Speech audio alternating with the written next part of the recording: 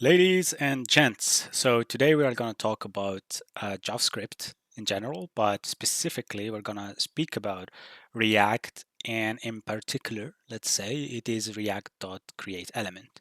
So why do I have this in my mind? Not so long ago, actually, I've been discussing this with my friend. We were about to actually install Tailwind CSS, and as you know, it is just a package for like framework for CSS where you actually can use it as Bootstrap, as material design, and so on and so forth.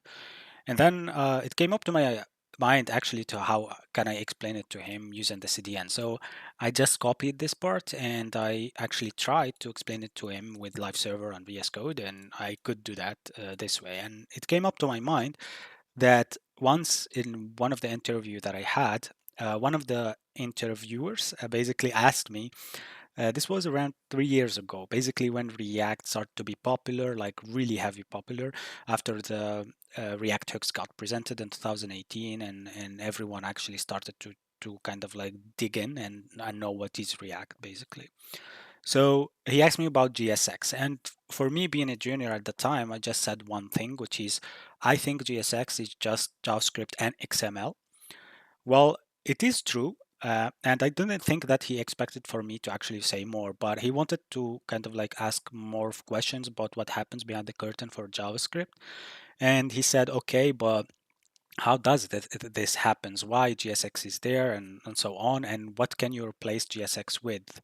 So I said, okay, I think GSX is the way that is like a syntax, like XML, but it actually uses JavaScript to render React element to the DOM. So when I said React element, he said, okay, do you know anything about create element, React.create element? And I said, yes, when I use React or create React app, the package to actually create a full functional React app and a starter, let's say, a React app.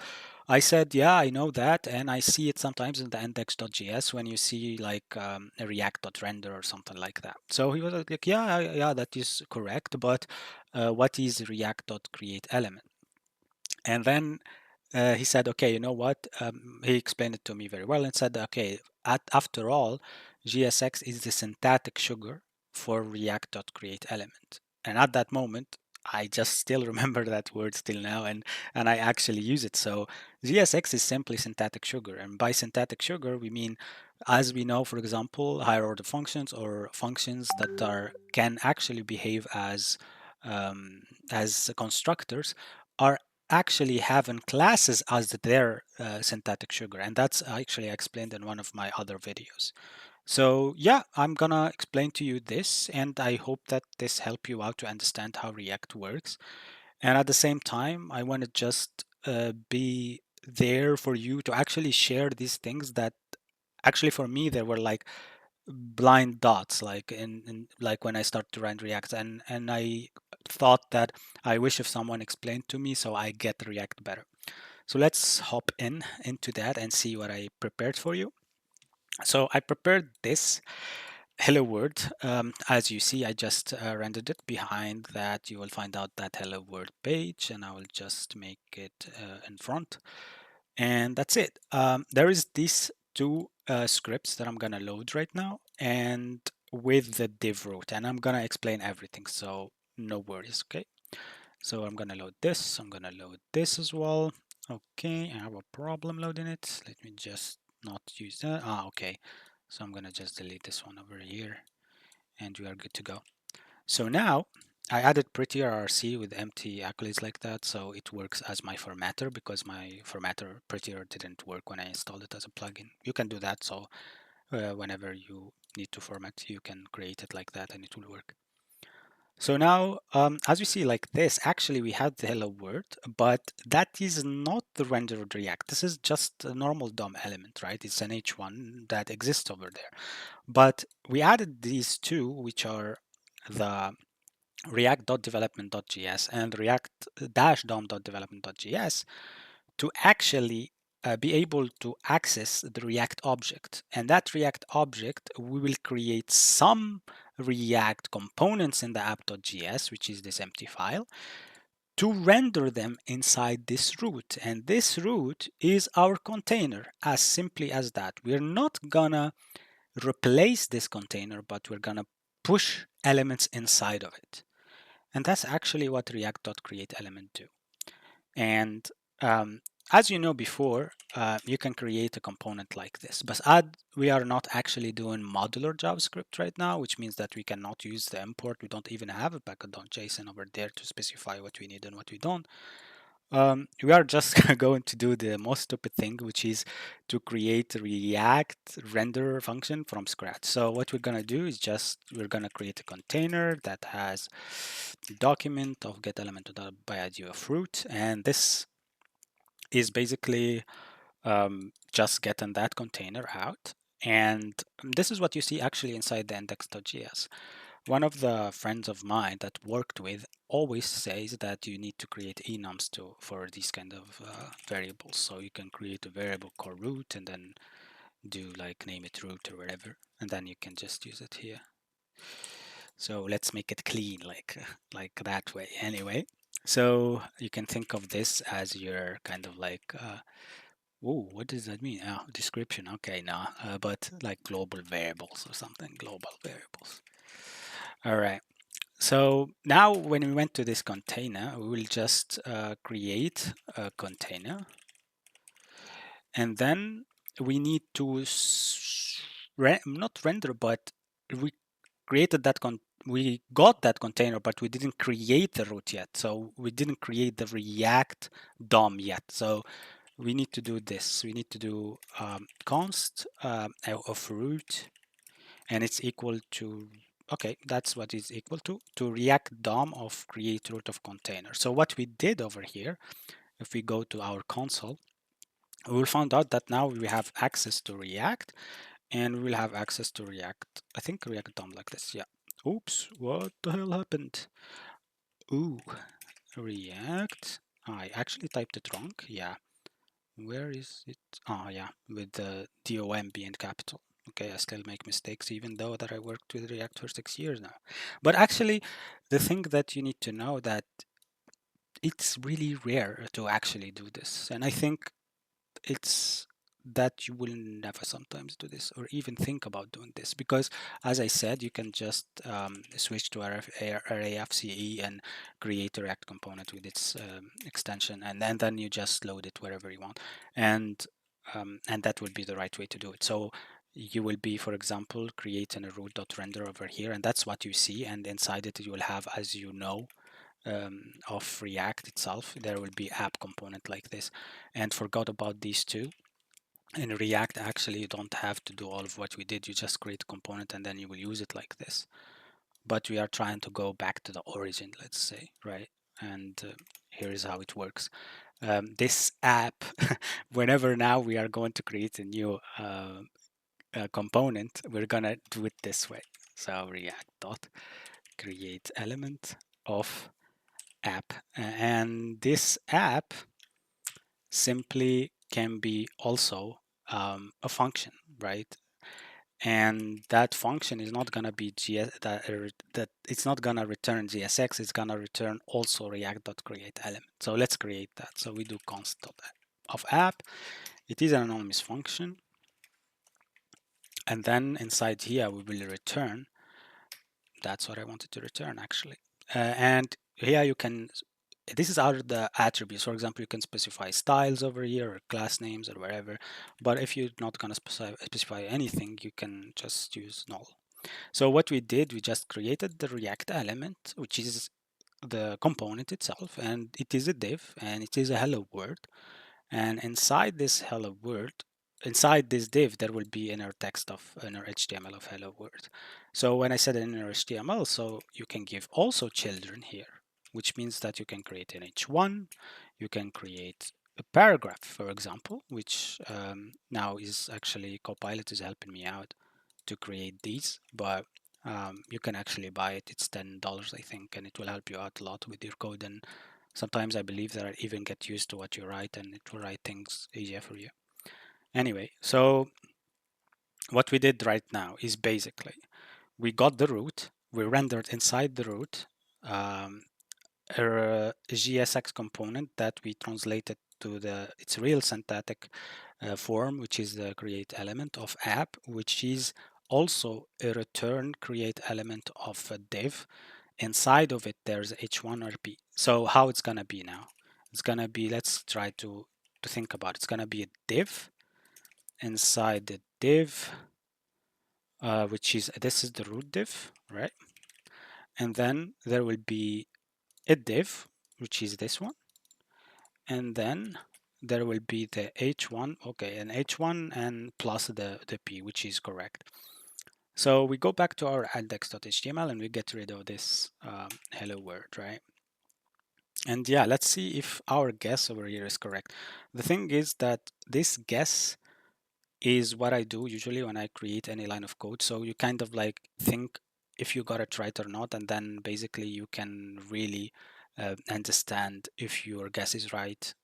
Then you're logically thinking correct. If your guess is wrong, then please stop for a moment and think what was wrong. So now if we save this and we just go to put VS Code behind, oh, we did a mistake. Yeah. Okay, we will come back to this later because this is just asking for keys, and you know that React basically asks you to specify keys if you're mapping over an object of children, right?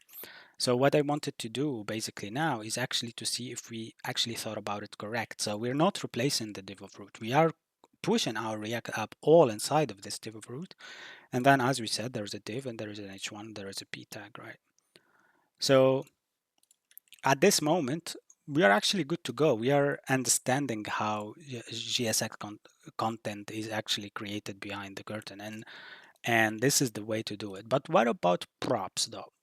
Okay, that's interesting because props can be passed inside any GSX container. So here you can just say, okay, my component is not using any props, but how can, if Babel or wherever compiler is doing this to actually turn it into JavaScript, then how it turns these props to be real.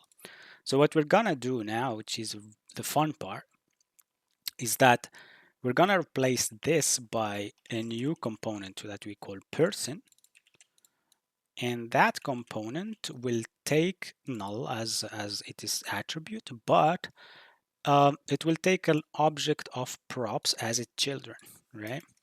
So this object of props can be name of, I'll just use my name, Ayman, age, I'm not 25 though, I wish, so I'm 28, and let's do a height, and I'm gonna lie on this one. You can guess my height in the comment. Just gonna say 6.1 feet. It's not.